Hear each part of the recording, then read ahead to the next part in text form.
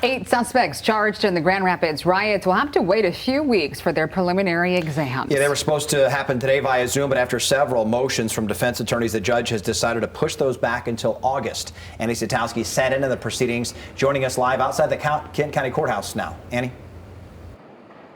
Yeah, guys, all but one of the defense attorneys moved to have those preliminary hearings moved until they could be held in person, saying it is virtually impossible to have those properly and have witnesses via Zoom.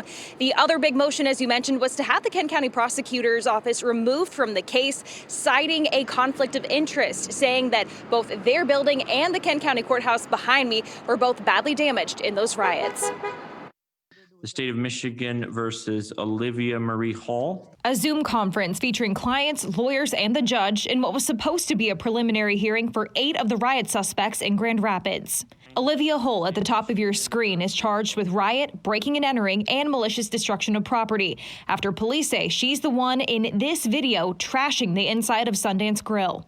Chris Nicholas with the restaurant was hoping to get to see Hull in court today, even if only on a screen. Now we want to make sure that they're brought to justice, but also in a fair way that they can then hopefully rehabilitate from this, understand that their actions have consequences. Jeff Crampton, the lawyer for another suspect, says even though Zoom has served a purpose, it just doesn't cut it for a preliminary exam. You have the right to be confronted with the witnesses against you, and it's a lot harder to do that if you're not in the same room with that person.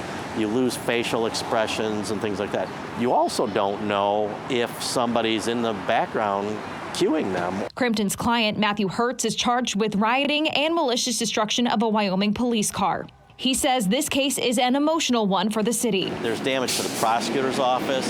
There's damage to the courthouse. There's damage to restaurants that people like. And I think that's a very emotional thing for people. And that's why several attorneys want the prosecutor's office off the case, saying there's a conflict of interest since county property was damaged. While the prosecutor must prosecute vigorously, he must also prosecute impartially. There is a relationship between the client/complaining witness and the prosecutor's office. After hours of back and forth, the judge said he will consider the motion and make a decision at a later date.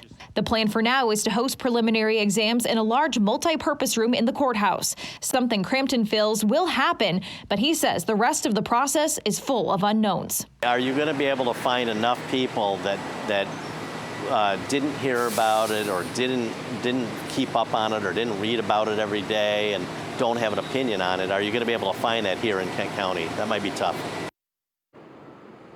And for that exact reason, Crampton anticipates that a few lawyers will request to have their clients' trials moved outside of Kent County. We did also speak with prosecutor Chris Becker, and he says while he can't talk about specifics in this case, he feels that his team has laid out the best argument as to why they should maintain or should stay on that case, rather. As of right now, the judge has set preliminary hearings to happen in person here at the Kent County Courthouse in a multi-purpose room on August 3rd and August 5th. It's a very big room, we're told, so they will be able to comply with social distancing. In Grand Rapids tonight, Annie Satowski, Fox 17 News.